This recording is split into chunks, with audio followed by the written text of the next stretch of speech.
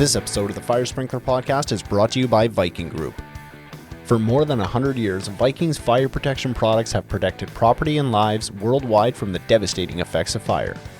With an industry-leading lineup, supported by groundbreaking digital tools, and available 24/7 at supplynet.com, it's no wonder that Viking is trusted above all. Subscribe. Hey everybody, thanks for tuning into this episode of the Fire Sprinkler Podcast. It's been a long time coming, but we are finally here in the new Viking manufacturing and testing facility in Caledonia, Michigan. James Golinveaux, how's it going today? It's going very well, very well. I'm excited. I think we've been trying to plan this for 3 years. You and I getting together. So I think we started talking during the construction of this place about getting when you guys finally get it all ramped up. Right. And then I think it was like a month after COVID is when you guys finished construction, either right before or right after. we finished it just in time to shut it down. That's great timing for everything. But it turned out great. This was the first international, being Canadian, this is the first international stop that I made when they ordered the borders back up, when I was able to cross the border. The first place I came was here. You weren't here. I think I came on a Saturday. So that makes sense. They somehow left open a back door and I snuck my way through. I met with a couple people inside and talked about your virtual sprinkler, your virtual valve room is what I like to call it. Right. We talked about a couple other things, and now finally we can get you on the podcast and we can talk sprinkler. Yeah, the virtual, it's an interesting story on the virtual. It was a result of COVID. Mm-hmm. We found ourselves with a great facility and no ability to share it. Right. So what do? You've got to go create the virtual reality. And we hired teams of people to come in. We already had them because we knew it was going to be part of the future of training. Yep. But we didn't know how fast we could do it and how fast we had to become a news agency. Right. We have a complete green room for broadcasting, and it's great to do the Teams environment. But as you do with the podcast, it's a more professional type of a presentation. So we wanted to be that right away. And, COVID is a bad thing, but it created opportunities for us to accelerate some of our ideas. It was a huge bump in my viewership as well when COVID happened, and this was kind of like the the way that people could still talk sprinkler without being in person to talk sprinkler. So, right. I benefited. As bad as that sounds to say, I benefited from COVID greatly in regards to this. A lot of lessons from people. If it doesn't kill you, it'll make you stronger. So, that's right. Yeah. And unfortunately, a lot of people did get very sick from it. But the people that did, look at the opportunities, benefited from it. And evolved. Like I've said 1,000 times on this podcast, you either evolve with the industry or the industry is going to evolve without you. The people that immediately jumped onto how do we take advantage of the digital aspects of this industry that we can do? They looked more, I think that was the push for remote inspection, right? That was kind of the opportunity. Everybody took the opportunity to really dive into remote inspections as well. And how do you train for that? Because it's already remote, so it's got to be digital. So you got to be digital savvy, and the way it was done before is you rode in the truck with someone. Yeah. And you rode with them for 2 years and you got enough experience under your belt. And then the first time you go out and do your own, now you're doing it via computer and software and looking at data. A lot different. I'm still a hands-on guy. I like to be able to go. I like to be able to look at the gauge, touch the gauge, look at the back of the valve, make sure that nothing's going on. I know a little bit about the virtual inspections, but I'm an in-person. Let's spin some valves. Let's blow some water. Yeah, I agree with you. Yep. And when it's 2:00 in the morning, and you're out on a job site and you're staring at a dry valve, you better have a little bit of hands-on experience, because you're going to be there at 7:00 in the morning still talking to that dry valve. Right. If you don't have some hands-on. So super glad I'm not the only one that talks to valves. Well, we program all dry valves to operate at 2 a.m. It's just a thing we do before they leave the factory. I try to explain that to people about a hot day and a cold night and, clogged orifice in accelerators, trip the dry valves always around 2 a.m. Yeah, it never happens during the day. Yeah, never during the day when working hours. It's always at night. So. never straight time service calls. So this this room that we're standing in right now, like I say, this is one of, you have multiple rooms similar to this, but this is Disney for fitters. Everything here, all the underground, all your water supply is run underground, and it's all contained within the property itself? Correct. I'm a big fan of action and reaction. Mm-hmm. So I could train you on a deluge valve, Right. but it has to have the detector. Right. It has to have the panel. Yeah. I could train you on this valve all day long. You can go out in the field and all of a sudden it's wired to a panel that has detecters. Next thing you know, you're talking to the fire department. Yeah. Because you didn't know what the shutdown procedure was. You didn't know to test it. You may have to activate a detector. Yep. So all of this is live. Yep. So it recirculates the water. We have an 80,000 gallon reservoir. Wow. And all the water used goes back to a reservoir. It's treated, filtered, and reused in the facility. Is filtered sprinkler water an oxymoron? We got pool filters all over the place. Okay, all right. So we know it's going through piping, and just for the sanity of everyone. Sure. Yeah. You can only give out so many free shirts for guys working. Exactly. I get it. Yeah, that's cool. So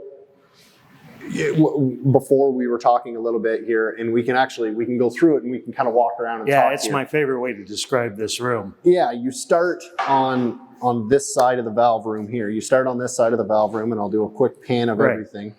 So I describe it as your fear of water. Right. And how much are you willing to pay for your fear of water? Right. So the simple check valve, riser control station, or a simple check valve with a flow switch. Yep. About the easiest way to control water.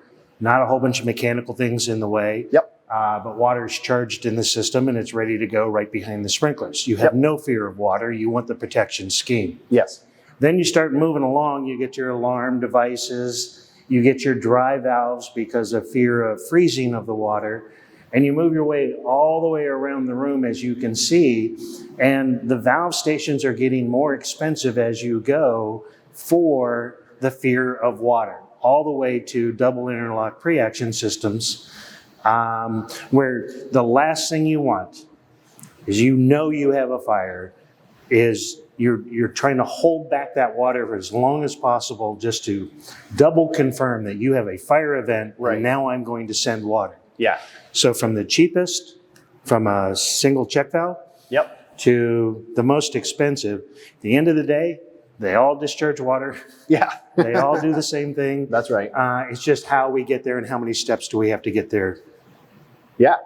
And it's an amazing program. Now, when you guys were designing this, did you guys take education into consideration, or did you guys have sprinkler designers lay this room out as far as this is what we want to have, this is what we want to work, etc.?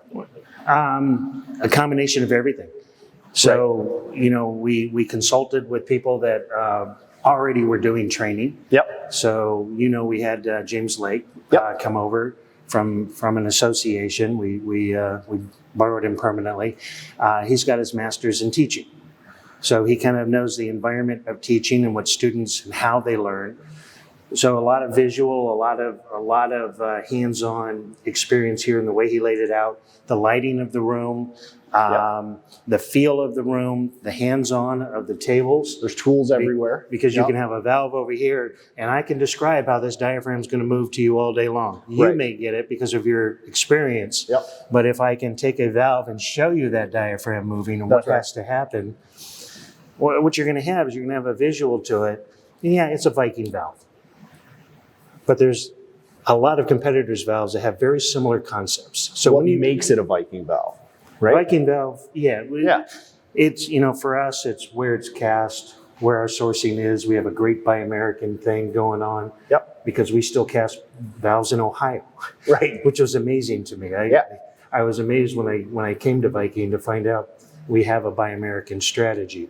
But when you teach, once I explain a mechanical dry valve, an air over water ratio valve to you, Right. it doesn't matter who's you're standing in front of, you understand the concept. Now, how you reset it, whether you need a tool, Yep. whether you got to take the faceplate off or a plunger, Yep. all of that's a variable. But once you get the concept down, that's what we want to do. We want to get the concept to people that I understand deluge, I understand dry, I understand the service requirements. Right.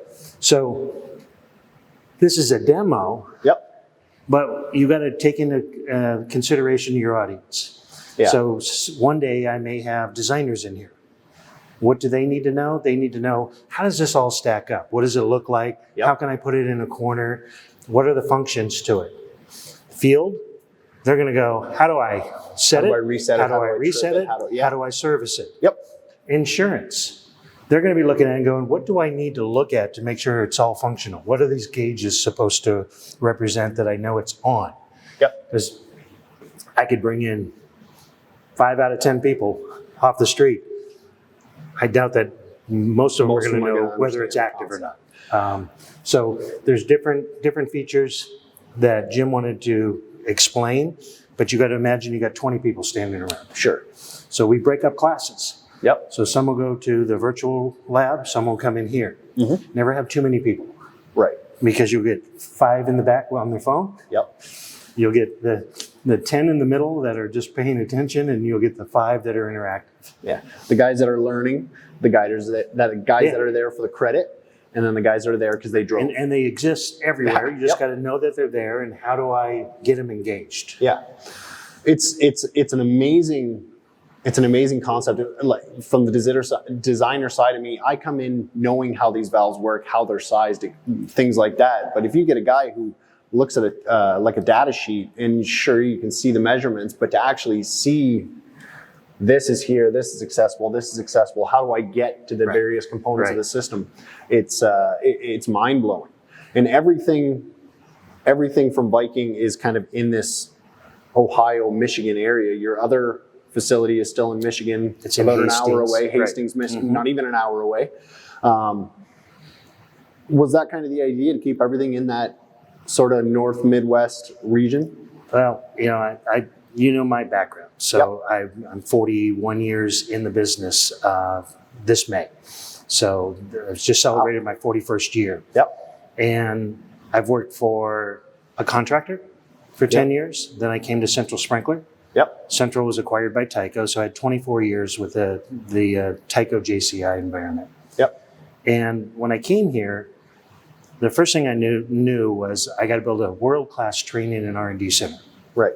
That's what this building was based on.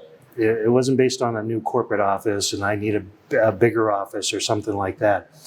But I needed an experience for customers, insurance companies, engineering firms, that when they came here, they knew they were visiting something different. Yeah. So the idea for the building went forward, but trying to go exactly where I was going with the story. I could build it anywhere in the U.S.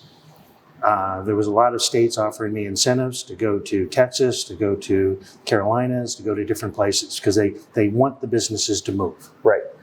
They didn't build this business. You know who built the business? The people in Hastings. Right. The people that have worked for this company for 100 years. Yep. In multi-generation. They built this business. So I built this facility within 20 miles of the original location to keep the people. Well, and that's good, because I mean, the rumors, and not the rumors, but several years ago, another manufacturer, I think I can mention the name because they're not around anymore, was acquired by another. Globe was acquired by another manufacturer. And the worst news that I had ever heard was that they shut down that facility in Standish. Right. I believe it was the second largest employer of the town, aside from the jail. And it was devastating to me. I had visited that facility a couple times, and it was never an actual vision or memory that I had, but the memory and the feel that I had of that facility was like, old lady on a porch with a blanket over her assembling a dry valve, right? Like, you know what I mean? That wasn't, I never saw that, but that was the feel that you got there. It was like a hometown kind of manufacturer, right? And so it's good that you're keeping that kind of relationship. I wanted to support the people. Yeah. Because me coming in as a new CEO, I had no track record with the company, and I don't deserve to move it just based on where I want to live. Yep. I wanted to keep them, and we did really well. The retention rate was I think we lost 2 or 3 people that didn't want to drive, and we made them whole even by the drive, knowing that they were going to drive 20 miles further.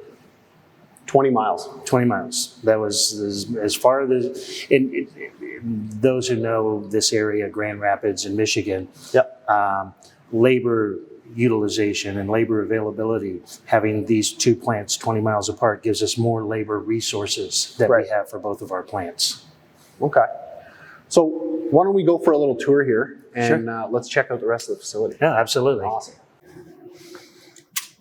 Okay, so we're here in the lobby, which is not a little lobby. This is a monster facility, and we're going to do a little tour of the main hallway, the main corridor. Right. We're going to start off in the training center. So when you first enter the building, when you make a right-hand turn, 24,000 square feet of just training dedicated to the training experience. 24,000 square feet of just training. Right. Wow. Okay. So I'll take you. Let's go. Take you in. The students will come in.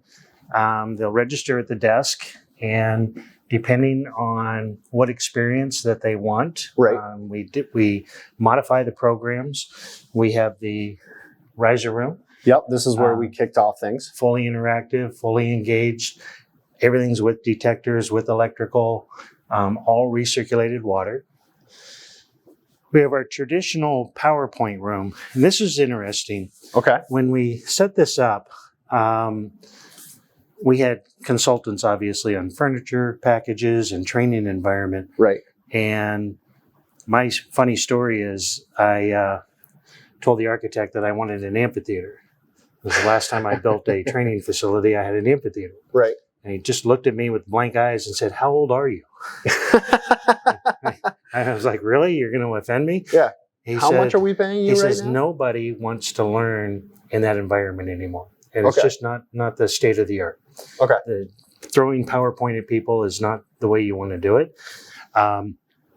If I throw 300 PowerPoints at you in 8 hours, they say you have about an 8 to a 10% retention factor of what you're looking at, because you go PowerPoint numb, and we all know the phrase. It exists, yeah. So he said, "I'll show you this room over here. In today's environment, today's students, and the attention span and what they want to learn and how they want to learn is in smaller groups." Yep. Where we'll break people out into different modules, but in a smaller group with 4 or 5 people, they're assigned a task. Okay. And when they're assigned the task, they have to work on a solution. The moderator is in the room, but the 4 or 5 people are working on their own solution. Right. First thing you don't do is you don't sit on your cell phone. Yeah.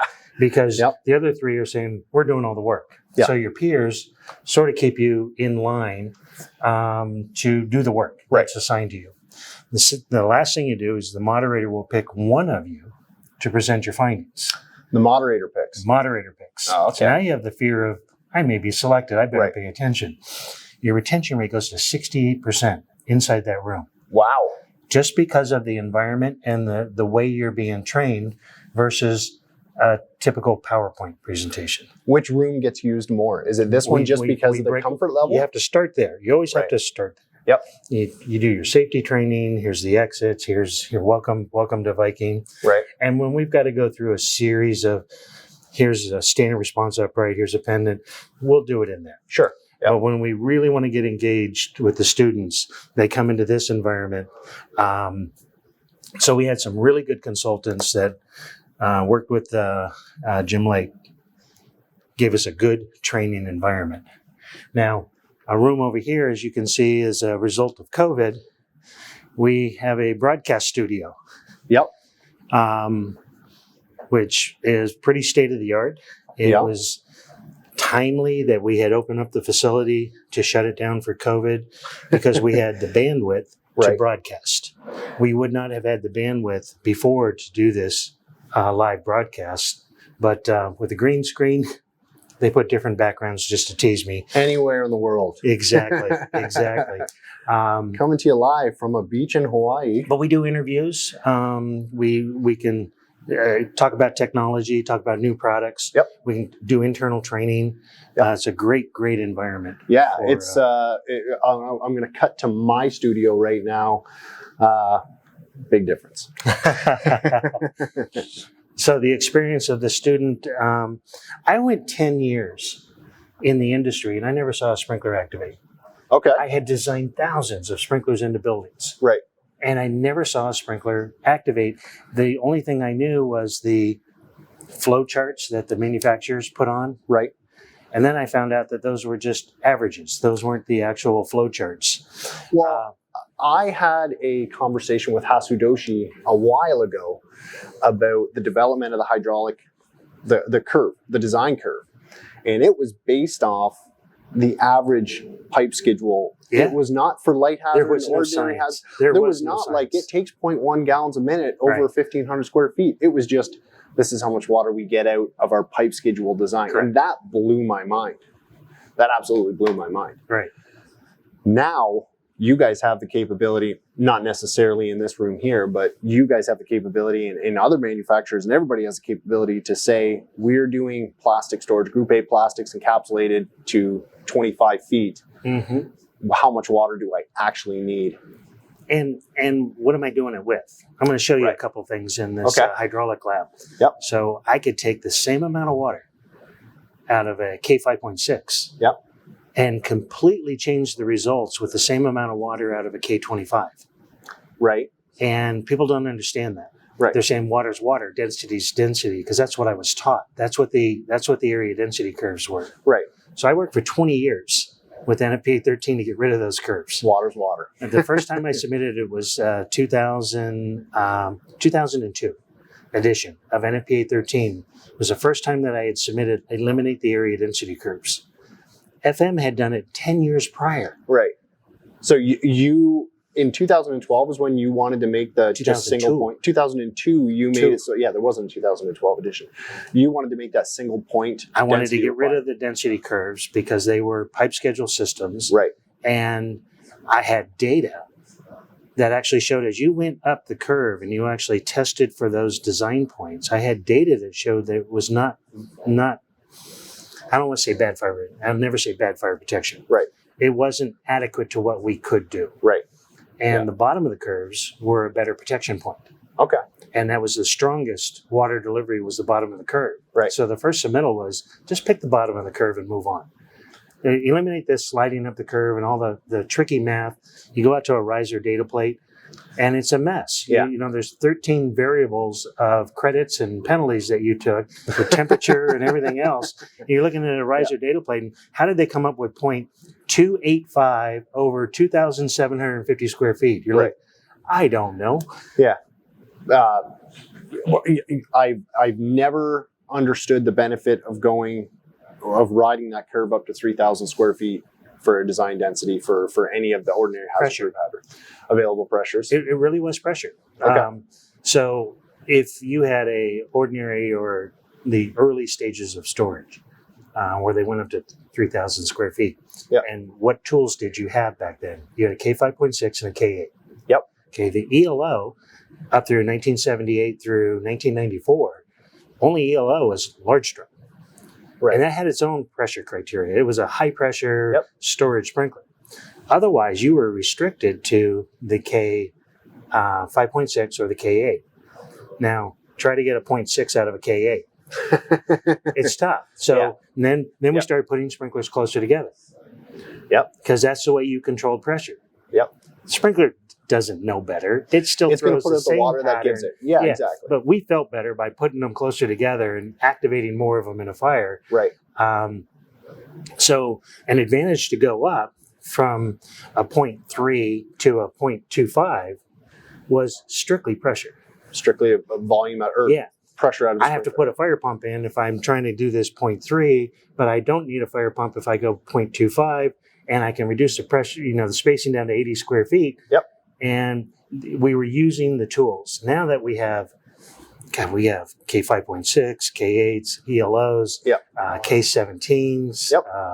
all the way up to K25 for area That's density. right. Yeah. If you can't make those work, you're already in trouble.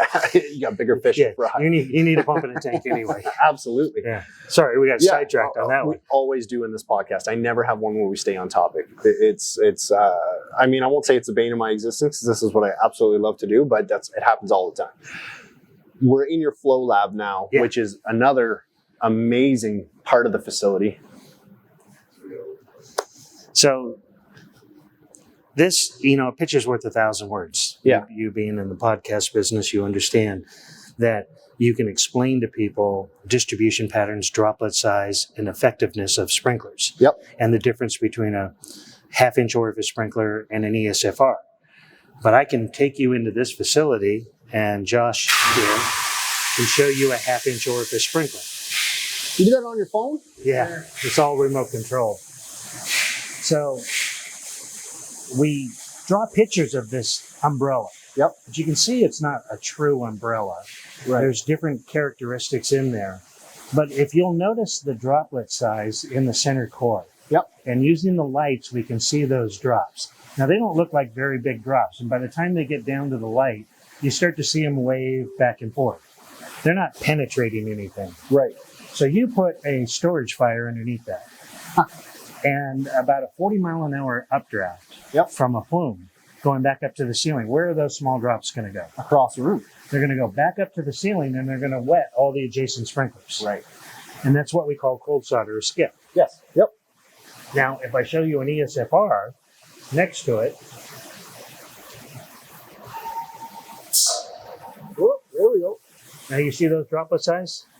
Those are penetrating droplets. Yeah. Yeah. You look down at the light where they're just bouncing off of the light. They're not waving around. Yep.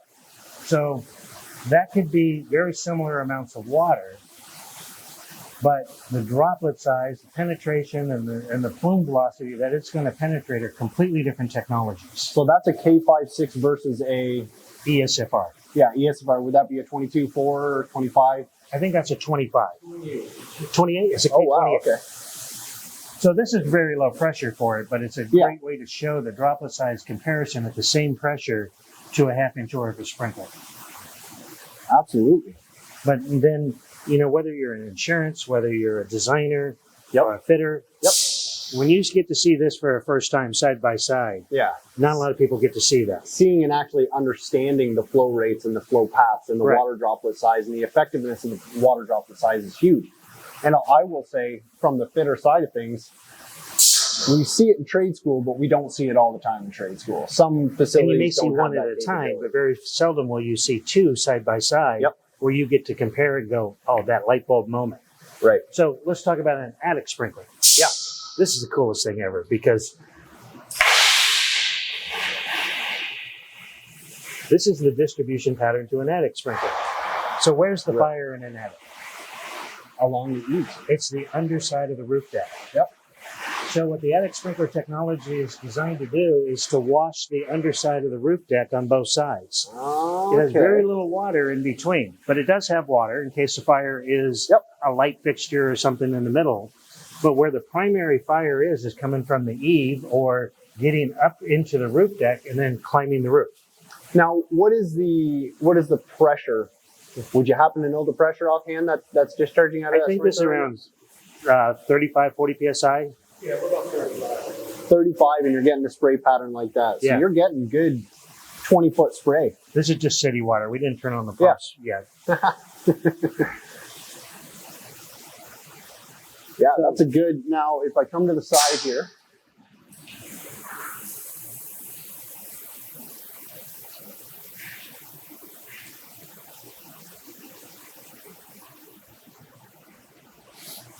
Yeah, you can see the design of it.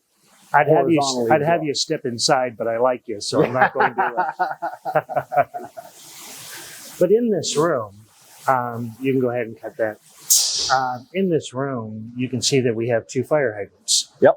So how many fire departments can do water flow tests right now or train their people how to do a static and residual hydrant and a flow hydrant with pitot tubes? Right.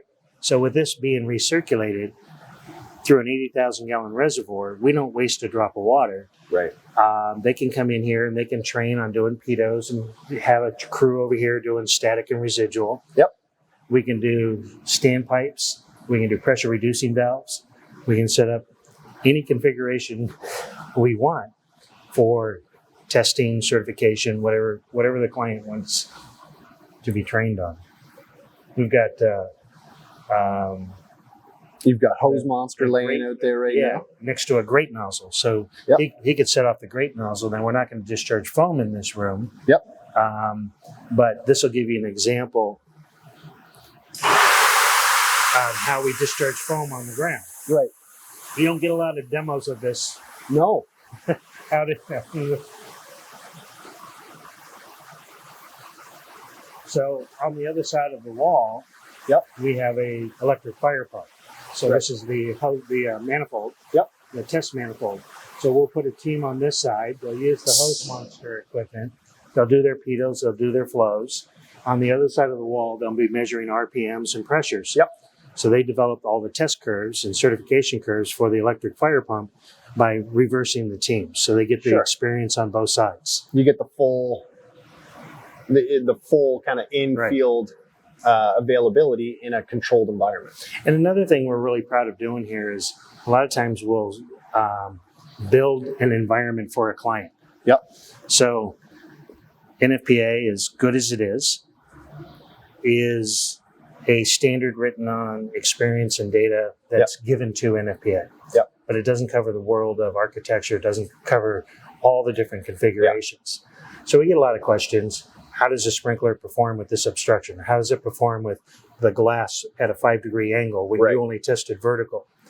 And although we can't modify a certification or an approval, we can videotape. Right. And you can pictures provide worth that 1,000 data. words again. If an AHJ is asking a question about a certain application. Is there a shadow on the other side? Does it throw water over the top of something? Well, we can build it. We can video it. Give you that video record and the data that we collect. Then you can use that with the authority having jurisdiction or the insurance company. Wow. Because we can't cover the world. I mean, the standards, as good as they are, can't cover everything. I mean, the thing I say with architects and contractors all the time is I could sprinkle the world. You just got to show me where to put the hangers. Right. I love the NFPA, and this is the NFPA slogan. It's a big world. Let's go protect it together. I love that phrase because it is a big world. All right. So, with this, the students will be, Josh, I think we're done. Thank you. I really appreciate thank you very much. That was awesome. The students will be looking at the sprinkler and looking at the discharge so they can see the design characteristics. You can show them the difference of a coin sprinkler or something to an ESFR. Deflector types. Right. And why does it discharge water the way it does? And I like what guys are doing now with these, with the we have those all over QR the facility. codes. And on the valves as well.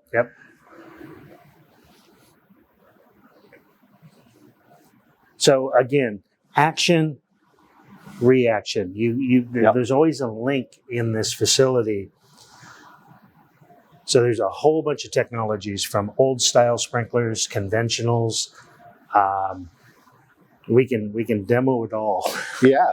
And you've got like the window application set up here as well. Right. So do you guys use this room kind of as a trial, or do you guys have another testing facility here? We got a whole other testing facility. Other testing facility. Yes. This is only for educational student learning experience. Right. So we have a complete research and development facility. Awesome. We may not be able to bring the cameras in there, but we'll walk through. You want to talk about a Disney toy shop. So now we're coming into the fire pump room.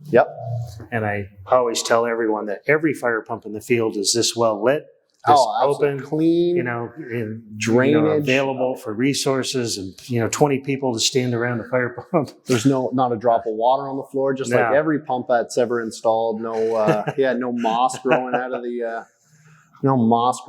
the packing glands. So you can see here that the students are graphing the water supply that they're doing. I don't want to take that off, but underneath they have the RPMs, the pressures, and the readings. So they'll develop their curve. They'll develop the required information on this side, then they'll go on the other side, and they'll be using the hose monsters to do the pitot readings on the flow, and the other team will come in here. Awesome. This is one of my favorites. It's a simple thing, but I could take you into the lab, and I could explain an accelerator or a PO or a V all day long to you. Okay. And I'm going to tell you that the diaphragm is going to move up when the air pressure, and this little filter, it gets clogged, then it doesn't move properly. You want to know how you learn? You hook air and water up to it. Okay. And if you don't do it in the right sequence, you get wet. And if something gets clogged and you got water coming out, and it's not supposed to be because you're putting air in there, then something's wrong. Now the light bulb goes off. The action reaction goes off because now you see it and go, hey, if I constantly have water coming out of that in the field, that means something's going on up here, that I'm not getting that diaphragm to move down with my, or vice versa. I'm not getting any water, and I've taken the air out. And that hands-on approach is just an extra trigger for them. Now you can look at it all day long in that riser room, and you get it. You get it. Just a simple thing of action, reaction, Rate of rise devices. Rate of rise. They're all dealing with air and water. And so it's nothing better to put a little air and water in. Spill some water. The best way to learn. Excuse me. This is the, I call it the air room. Jim calls it something fancy. But partners of ours, General Air. Also the Fireflex. Now, is this the VacTech? This is the VacTech. This is the vacuum system. So this one actually, it's a double interlock pre-action valve, changing the monitoring technique that is monitoring a vacuum, -3 PSI. Not a lot of vacuum. So it's not trying to get to pure vacuum or suck water into the system. But it's not putting oxygen into the system. And that's the benefit from a corrosion standpoint. So it's a vacuum pump. So it's taking air out of the system. And it's only -3 PSI. So people say, well, aren't you drawing fresh air into the system through leakage? And I tell people, if you have leakage at -3 PSI, you have bigger issues. It's one thing to hold 30 PSI of air in the system. But only at -3, you're almost ambient pressure. And you guys developed the sprinkler specifically for the vacuum technology. It has to have a flipper cap. So we call it our XT1 series.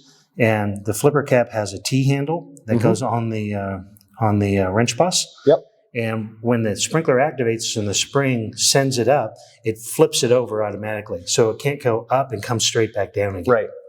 If you don't have the flipper cap on either side, the saddle can spring straight up and come right back down on the vacuum and reseal the sprinkler. So what was the, I won't say what was the fail rate to go that route, but what was I mean, how many times did it happen for you guys to say this is that you need a dedicated sprinkler? We had no field experience of it happening, but in the lab we were able to create it. And once you can create it in the lab, you never want it to happen in the field. That's fair. That's fair. Now, again, with this room starts with a riser mount compressor. And it's hooked up to a dry pipe valve. Because if you're going to work on that, you better know the implications of it activating that valve. Or vice versa. And for the riser mount, tank mount, regenerative air dryer, nitrogen system, the VacTech, but you notice the piping system, they're all wired to a valve. They're all piped to a valve. Cause and effect. It's because if I'm going to teach you how to service one of these compressors, you better understand that there's a live valve ready to go if you take the pressure off. That's right. Pretty quick too, effectively. Let's see, I just need to trip a motion detector in here. There we go. Well, that was a good effect. opening up into the foam room. The foam room, special hazards, big technology change because of the PFAS. Yep. So you got a lot of fluorine-frees coming around, and the confusing part about them, there's two issues. The first issue is that the fluorine-frees are not the same as AFFF. Right. So the way they flow through this system and the way they go through the proportioner and the viscosity of all the components have to be validated for the type of fluorine-free foam you're going to be using. You can't just take fluorine-free foam and replace it into an AFFF system and say, I have foam. It doesn't work that way. That's right. Yep. So all the components have to be tested and certified for that fluorine-free. So we're doing a lot of work with a lot of different foam companies with all these new blends of fluorine-free. So it's not as simple as the AFFF, where sort of a one-stop shop. It was either 1%, 3%, or whatever your concentrate was. Right. Now we've got dedicated foams for dedicated hazards. Yes. And that is going to mess, I think, I won't say mess a lot of people up, but add complexity to it. Absolutely. Yes. Yeah. And then we have the PFAS issue. Right. So we get the phone calls. Okay, I'm going to change my AFFF C6 chain over to a fluorine-free. Now all I have to do is put the new fluid in there. We're like, look, we're not the EPA, we're not your city, we're not your state. You need to check with everyone, because if you've had PFAS in your system in your piping, you need to check if that's still okay or not. We're not the rule keepers on that. Right. We'll sell you foam, we'll sell you the complete hardware, but we constantly now get questions. How many times do I have to flush it before all the PFAS is out? Yeah. That's a pretty standard question, is it not? I'm like, I don't know. I don't want to know. This is clean agents. Yep. So we got the wonderful news from 3M that they're no longer going to be making the Novec. Is there a mandatory replacement for that as well by the end of next year?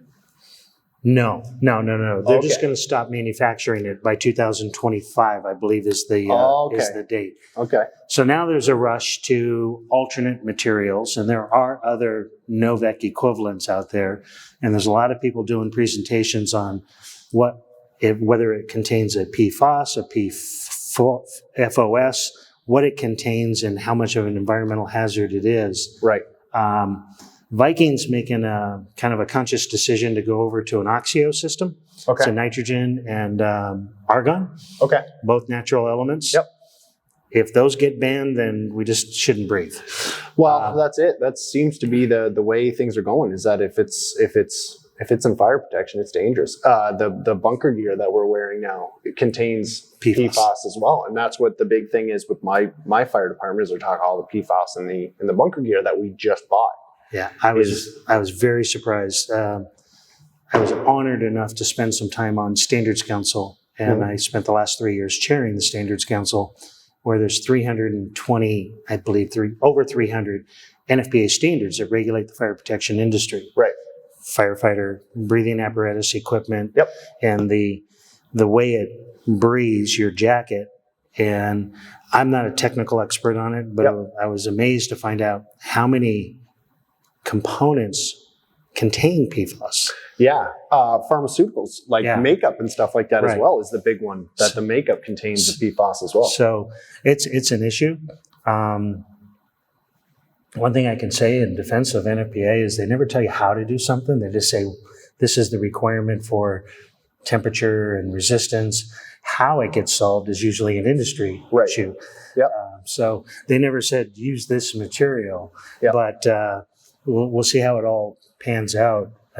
We got to protect our firefighters. Yeah, absolutely, yeah. It's a dangerous job already. There's no need to make it even more dangerous or anything that you can even take home with you. So you'll see by these discharge that all the detection in the panels are set up with it.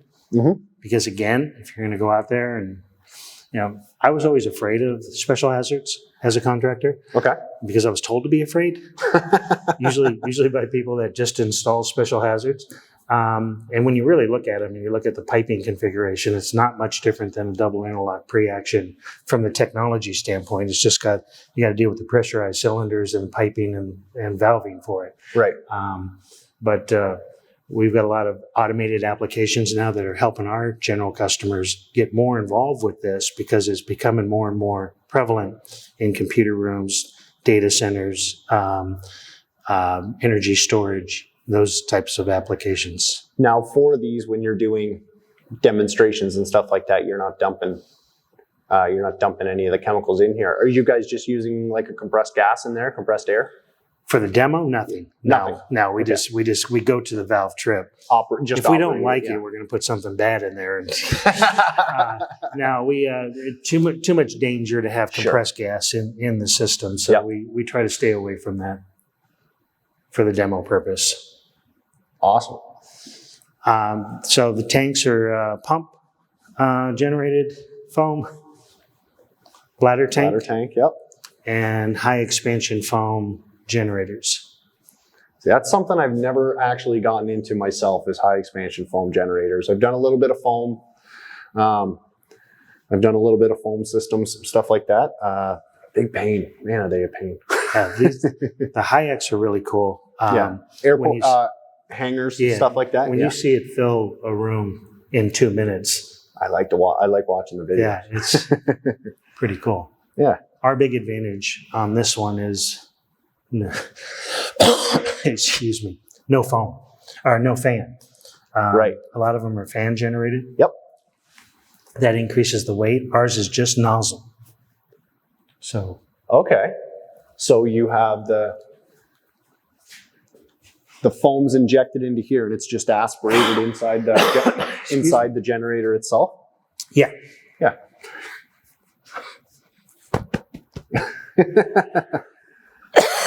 From the nozzles, without the addition of the fan, it's lighter weight. It's about 150 pounds. Goes up in a man lift. A lot easier to get up there than a 500-pound unit.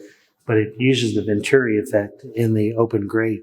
Right, with the nozzles to break apart the foam. Now, does it generate foam slower because of that? This one, if you compared the two, a fan generated protects a little bit bigger area. So this has a little smaller area of application. Okay. But it generates the foam to the criteria that, the foam standards require. Okay. And again, whether you're talking bladder tank, you got to have a riser station. Yep. You got to have your injection system. And it's all hooked up. Everything's hooked up. But when you show this injection system and people start to understand the concept to it, then they understand that the viscosity is not the same of the fluid. Right. It may not make the same percentage foam over here. Going from the AFFF to the green foam. Correct. Yeah.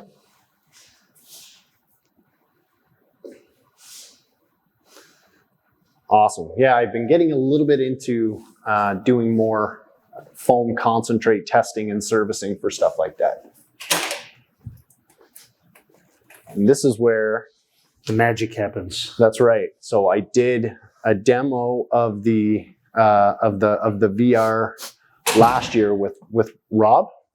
Yeah, Rob Sell. Yeah. Okay. And he was one of the developers that came around and kind of set the whole thing up, and it was like a video game. It was like a sprinkler fitter's video game, right? Well, and you talk about training, you talk about the future of our industry. Yep. It's tough to send people for a week-long training somewhere. Yeah. Well, everybody's so busy right now. They're busy. Right. And what my direction to the training department was, I want you to take the entire industry and I want you to put it in less than 5-minute segments. Right. Because the requirement for training, certification, state licensing, and all the things that are going on in our industry are going to get more severe. Yeah. The training of the authority having jurisdiction and the insurance companies is getting more and more difficult for them to obtain and retain the talent. Right. A lot of people rotate through the fire departments. Yep. And inspection and fire marshal's office is a stepping stone to be a captain or some other part of the organization. So we get a lot of people trained and they rotate out, and you have new people coming in. Yep. We need more training. Right. So what I want to do is I want modules with credits, with CEUs, and people can come in and Fitter Friday. You come in, you put a set of goggles on, download from the cloud, and today in 5 minutes, you're learning how to reset a drive out. Right.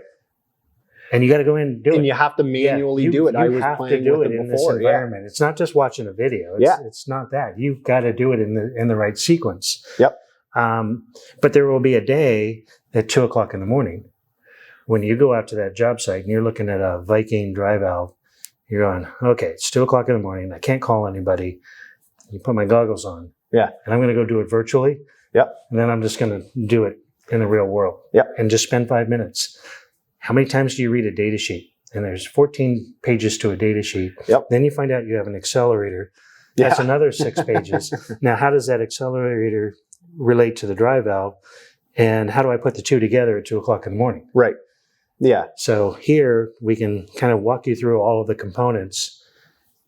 And I want the fitters to be trained. I want the designers to have access into training and NFPA. Yep. Just take all these subject matters, but they got to be quick. Yes. They can't be 6 hours. Nobody's going to sit in a course for longer than that duration anymore. Like, people want information. It's the YouTube age where I can go online and I can find videos. They want to know what they need to know when they need to know. That's right. Yeah, It's a phrase I use, and I drive the guys crazy with it. But we're going to keep investing in this. We got really smart guys, people. When I say guys, I'm sorry. We have really smart people that have gaming degrees. Yeah. That are programming some of this information, into the system. Yep. So you do get that interactive feeling and not just the clunky.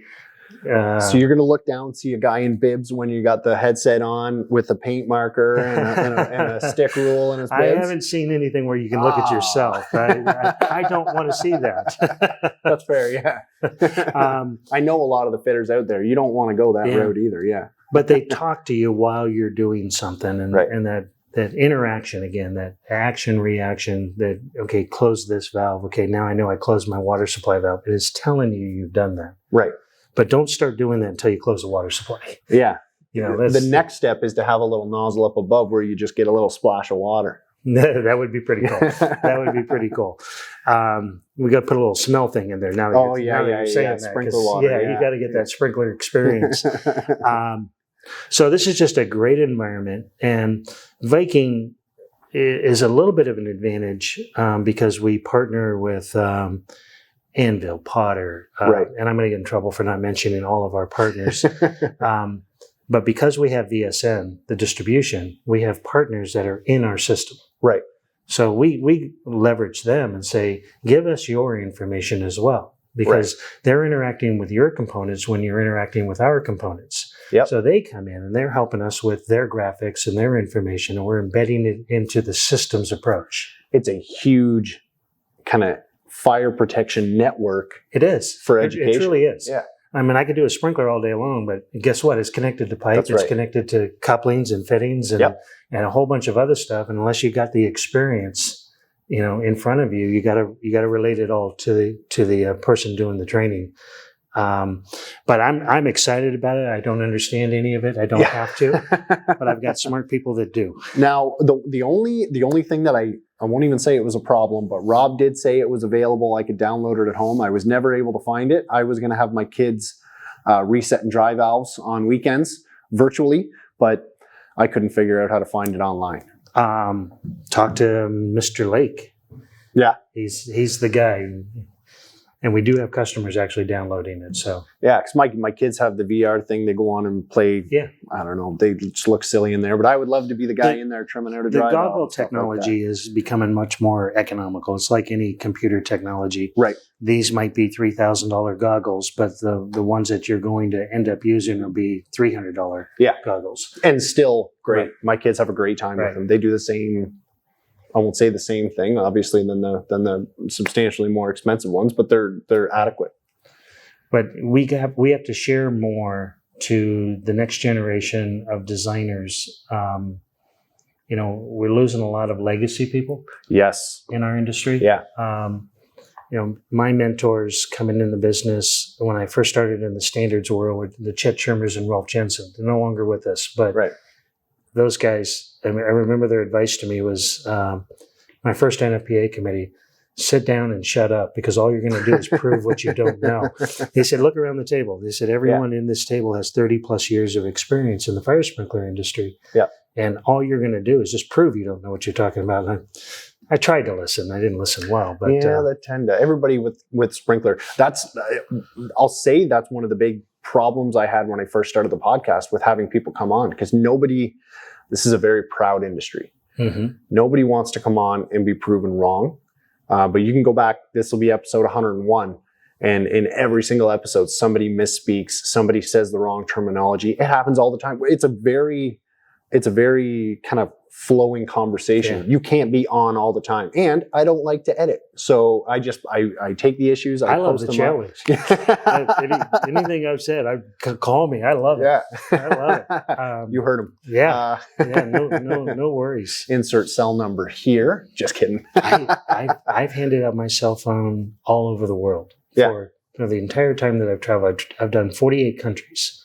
Wow. In lecturing. And every time I finish my presentation, I put my cell phone up. Awesome.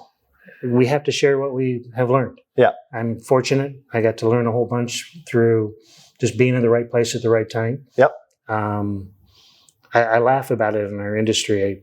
When I hit my 40 year, they did a little party for me, and I had 72 patents globally that my name was on. And I did a speech, and I said, the funny part about it is I've never had a creative thought. And everyone was like, what are you talking about? I listen. Right. I listen well.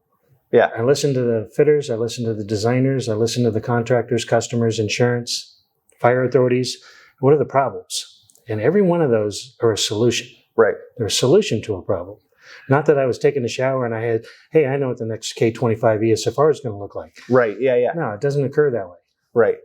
So in saying that, you started in a contract in design? Design training. 1982. Okay, so design training. Let me just check the time on this, because I think at an hour, plenty of time. At an hour, I got to reset it. Okay. So what did your kind of career trajectory look like? Did you see, when you started in the industry, did you see yourself as the CEO of Viking Sprinkler or a major manufacturer? What were kind of the key things in your life that turned that corner for you? Well, I don't want to offend anybody of my past, but my first day of work. Okay. So graduated high school, was going to a community college, didn't really understand what I was going to do. I loved engineering. I loved mechanical drawing. Yep. I didn't know if I was going to be an architect. I didn't know, but I loved drawing. Yeah. My brother worked in a fab shop, of all things. Okay. Fabrication shop. So he said, why don't you come out there hiring a drafting training? You get to draw things. Yep. Oh, that's so cool. I went from $3.85 an hour to $5. Done. I'm swimming in money now. Yep. So I went in my first day of work, the typical design manager, chief engineer, and I'm tracing on vellum. Yep. On a green board, backgrounds for a sprinkler designer to draw the sprinkler system on. Okay. So I'm doing tracings, and I notice a 20-year vet running blueprints. So I go into the chief engineer and I said, shouldn't I be doing that? Running the blueprints? Shouldn't he be drawing? Yeah. Politely told me to shut up, sit down, and continue tracing my background. I bet it wasn't too polite, was it? It was. You get scolded your first day. So I went home that night, and my father was a firefighter for 38 years. Okay. And a little disappointed that I dropped out of school to go take a drafting trainee job. Yep. He said, well, how's your first day? I said, Dad, I'm going to go a long way in this business. He says, why do you say that? And I said, if that's my design manager and that's his attitude. Yeah. Common sense, as you always told me, is 85% of firefighting. I'm going to go a long way in this industry. Right. Then I had the desire to go national. I learned very quickly to volunteer. So we used to have this Bay Area Fire Forum. It was California. Bay Area Fire Forum was a group of fire officials that got together to talk about issues in the Bay Area. Okay. And I started attending. I was 18 years old. Yep. Little kid, Wow. you know, and I found out that I could volunteer to be the secretary treasurer. Okay. Okay. So now I'm secretary treasurer. Then your next rotation is the first vice chair, and then the vice chair, and then you're the chair. Yep. And here I am, 18, 19, 20, you know, now coming into my early 20s, and I'm the chair of the Bay Area Fire Forum, only by volunteer, not by experience, Sure. not by, because I said I'll do the work. Yep. And the recognition you got because all the fire authorities were coming in there. Now I'm a designer and I'm taking my plans to them. They know you. Absolutely. You're not just another face coming in with another plan because you need a quick favor. Yeah. This is someone they say, hey, James, how you doing? Yeah. And, you know, thanks for what you did the other day. It was a great speaker or something that you organized. And that was a key moment that I found out that the industry will give you more back if Right. you give it something. Yep. So volunteering and getting involved with different associations, the SFPE. Yep. You know, I don't belong with SFPE. I don't have a degree. And why do I want? Because there's a network of people in there that you need to know, and they need to know you. Yeah. The associations, the NFSA, the Yep. AFSA. Yep. Get involved with those. Volunteer. Be on their board. Yeah. The recognition is incredible. So it was all just, I knew I wanted to go national. I didn't know it would go global. But, you know, I went to work for Central. If you've got the time, I'll tell you the story. Yeah, absolutely. Steve Meyer. Yep. A very, very good friend of mine. He has been on my list of people to you have got on. to. If you could, He holds, I believe he holds more patents than anybody else in this industry. it's going to be like interviewing a raging bull on a rodeo, but trying to keep him on track. But Don't he's threaten one me of with a good time, He's man. one of my best. Steve and George and their father, Bill Meyer. Yep. Steve was a salesman, Okay. and I tell the story a lot to salespeople. He was the only salesman in the Bay Area that would come back and speak to the designers. Okay. Now, I started in 82 and 85. I took over the department Okay. by fortune. The chief engineer started his own company. Right. So I walked straight in there and I said, I want to run the department. We had 14 designers at That's the time. 3 years after That's starting. 3 years in. Okay. You know, no ask, no get. Yeah, absolutely. They gave it to me. And but Steve Meyer would come in and talk to the designer. And everyone else wanted to talk to the purchasing agent. Everyone else wanted to talk to the owner, you know, go have lunch or do whatever they do. They didn't know how many decisions were made back in the design office Right. of what you were going to use. So Steve impressed me, the fact that he came back and talked to me. Well, I was helping him with extended coverage ordinary hazard Okay. back in the late 80s. In fact, late 80s, early 90s. And I was doing calculations for him. Okay. Because he had the idea, but he had no idea of K-factor and spacing and what a K11 or a K14 would do. So Steve Meyer doesn't come from design. He comes from sales. He had these sales ideas. I'll quote his line. He had a birth certificate. So Bill Meyer came from the Star, bought Central. Yep. Had George, Steve, Marilyn, multiple family members working in the company. And Buck Buchanan, an adopted son, Yep. Was part of that whole group. But Steve was the West Coast sales rep. Okay. At the time that I got to know him. Well, I'm doing all these hydraulics for him, and I'm doing all this spacing and, you know, garages and things like that. And he calls me up one day, and I don't know that I'm on speakerphone. But Central was a public company. Yep. So this was a board of directors meeting. Oh. And they had all the engineers around. They tell me this later. They had all the engineers around the outside. They had the board of directors. They had me on speakerphone in the middle of the table. And Steve was very excited. He passed the first extended coverage ordinary hazard sprinkler. It required 7'6" clearance from the deflector to the top of anything stored. Okay. And he's very, you know, Steve is very dynamic and very excited. And I said, who's the idiot who thought that was a good idea? I said, what are you going to do? Park matchboxes? And I think I'm talking to my friend. 2 rows high. Yeah, I'm talking to my friend. And I hear the fumble of receiver come off the phone. I'll call you back.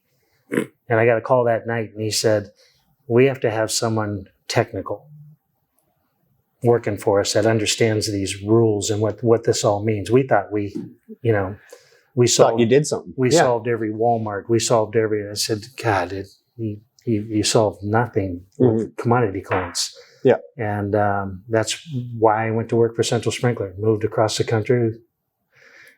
This is still year 3? Or this is late 80s. This is after. Okay. 91, I went to work for Central. Okay. And, the same thing, I was a director of technical services, and everyone's questioning, why'd you hire this guy? He didn't have a degree, never went to school. Yep. And George Meyer, I remember him in the hall arguing with someone over me. I'm sitting in the room. I just moved to the East Coast. I moved my family to the East Coast, and George said, that kid, because I was 20 something, 28, I think at the time. He says, that kid's forgotten more about sprinklers than you'll ever know. And that was the end. He was the president, CEO of the company. And I felt really good at that point. And I said, I found my home. Yep. But the engineering department. So I've ran an engineering or a design department before. Yep. And I'm watching what's going on with the engineering department. I'm going, this is just crazy. So still no degree? No. Okay. So they said, look, if you have opinions about the engineering department, it's yours. So you're now the VP of engineering. All right. And now I've got a complete engineering department and a lot of smart people, a lot of degreed engineers. And, I'm not saying I do tolerancing or material selection or things like that, but the common sense of how you go through something. But that experience came from volunteering. That experience came from participating in this industry. Then I took over the plant, ran that for quite a while in a Tyco acquisition. They asked me to move up to Rhode Island. Yep. I built a new training center up there. That was your... Yeah. Okay. Yeah. I took over for Jerry Pepe, who was the VP of engineering before me. So I built a new training center and a museum. Yep. We had Frederick O'Neill's desk. Yeah. That's cool. They were closing an office and they said, what are we going to do with this desk? I said, give me $40,000 and I'll build 4 walls and build a museum, because that's where he started, was Providence. Yeah. So I'll build a little museum for Frederick O'Neill. They gave me $5 or $6 million, and I built a training center and a museum around that desk. Wow. It was really cool. Around the desk. I hate when I say yeah. The team built this around this, and they had great people up there. That's awesome. Let me just check the... Yeah, we're good still. I just got to check the time. Yeah, no worries. So with that, a number of years later, working for Tyco, traveling all over the world, I became a senior fellow. A very interesting story. Okay. And you'll relate to this because you've asked me 3 times, still no degree. So Tyco at the time had a meeting with me and explained, I was a senior vice president of engineering, R&D. Yeah. And they had a meeting with me and said, you do know you don't have a degree. Now, this is after 30 years of experience. Did you say, very aware? I said, it's not a surprise. Yeah. So you've hit the end of your runway. And I've heard of glass ceilings. My father taught me not to pay attention to ask and show people what you can do, and then it'll come. So they told me I would be a senior fellow, and that was it. You'll never be a COO, or CEO, or a president. You're going to be a senior fellow. So they go out of their way to have this meeting with me. Okay. And I said, okay. Went home and I told my wife at the time, I said, I think I was promoted or demoted. I don't know. I don't know which one. But it was the first time someone said, I don't have a degree, therefore you are now limited. I didn't let it bother me a whole bunch. I loved the industry. I was lecturing all over the world. And I did it for Tyco for many, many years. I did it for about 10 more years. Mm-hmm. Then I got a magic phone call from Kevin Ortel with Viking. Mm-hmm. He's going to retire. He had a bout with a little bit of an illness that he got over, but decided it was time for him to retire. Yep. and he said, I want you to come be CEO. I would have never have left. Right. If someone didn't tell me that I was at the end of my runway. Yeah. But it's just one of those opportunities. How do you say no? I couldn't. Yeah. I couldn't. It was a great honor that Kevin called me, and scared to death. Like every position you take, and every new role that you take with more responsibility. If you're not scared, then you're not living. That's right. Yeah. And you're probably not good at what you do if you're not afraid of expanding your role or expanding new applications. Yep.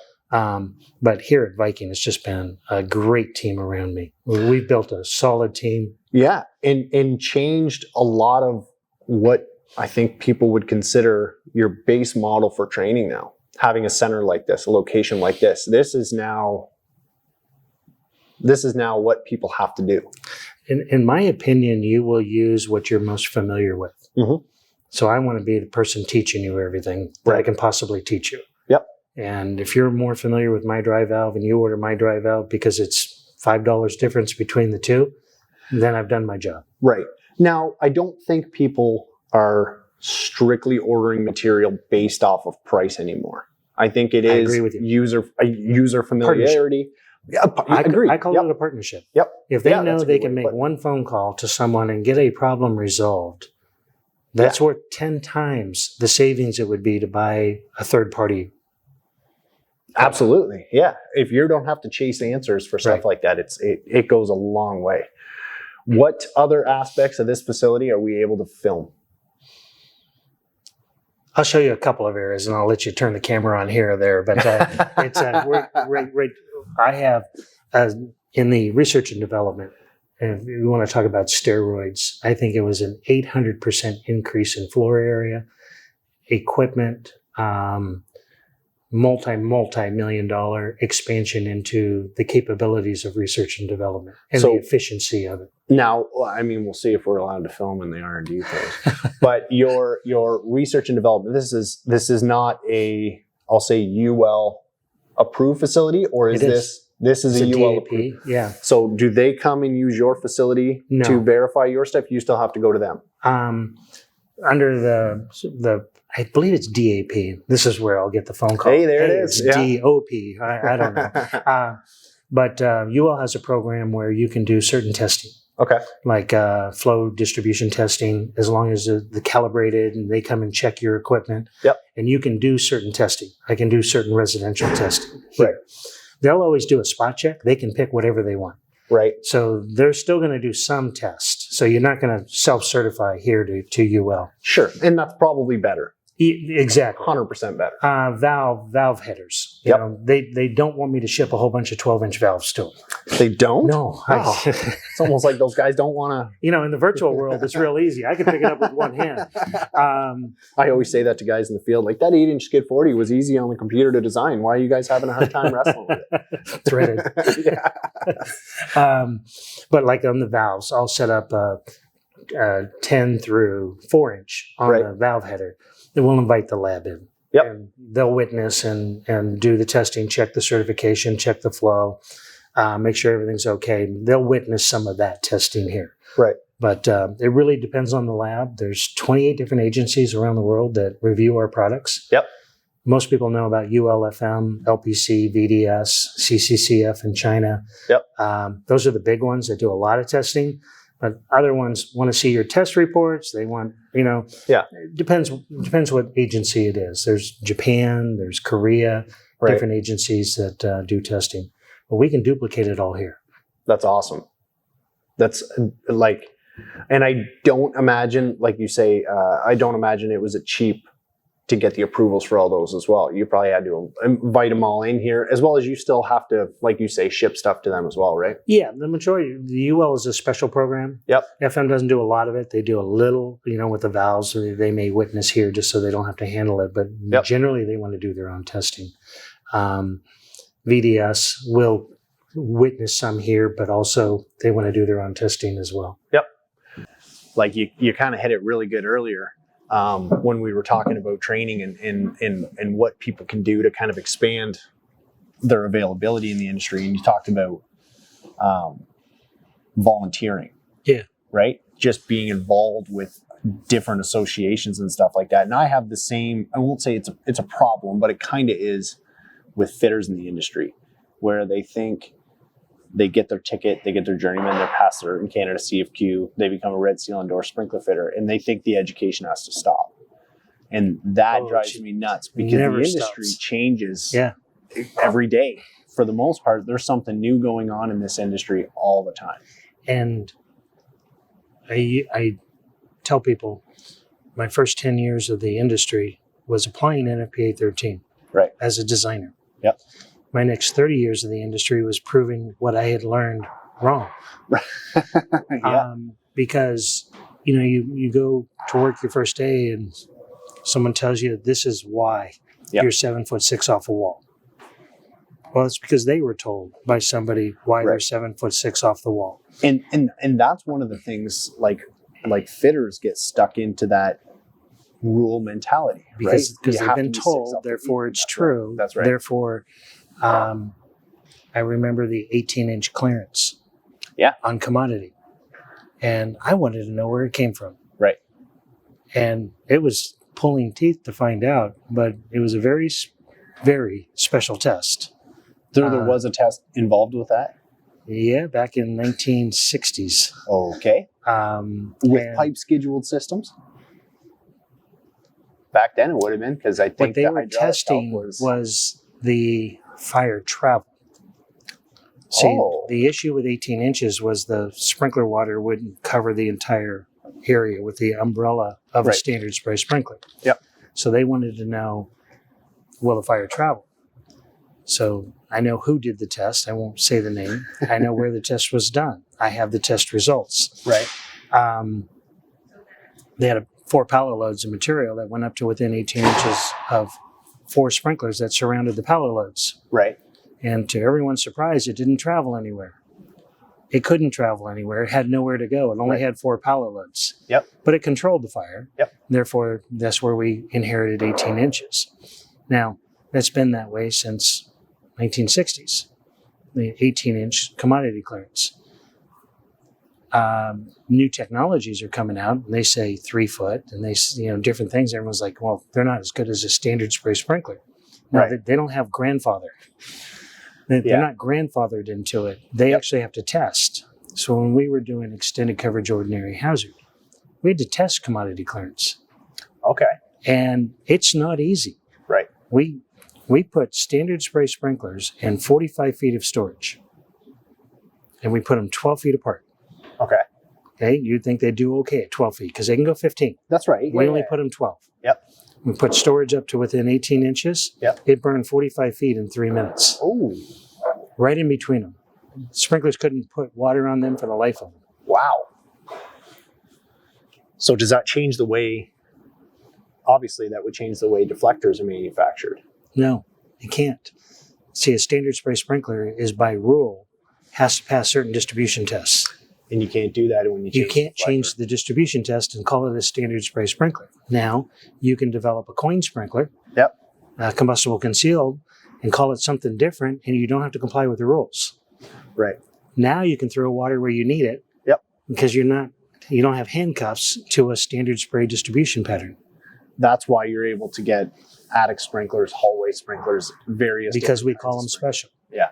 And then the rules go out, and now it's performance. Right. See, these are all the little things that, like I say, these are the conversations. I think it was Scott Pugsley said it years ago. You know Scott from Seneca?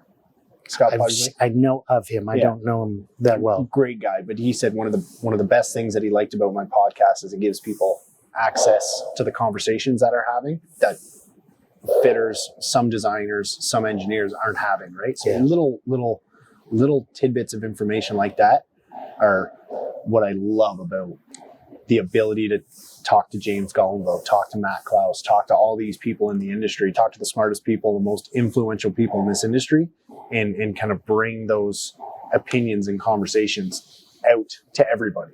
Because I think the more education and the more general fire protection knowledge that's out there is obviously it gets people more interested, right? It's not just lines and circles on a piece of paper, right? It's not just pipe and fittings in a ceiling. It's life safety. And the standards are a collective group of people, very smart people, that take the best information they have at the time, right, and they write standards around it. Yep. And then things change. Yep.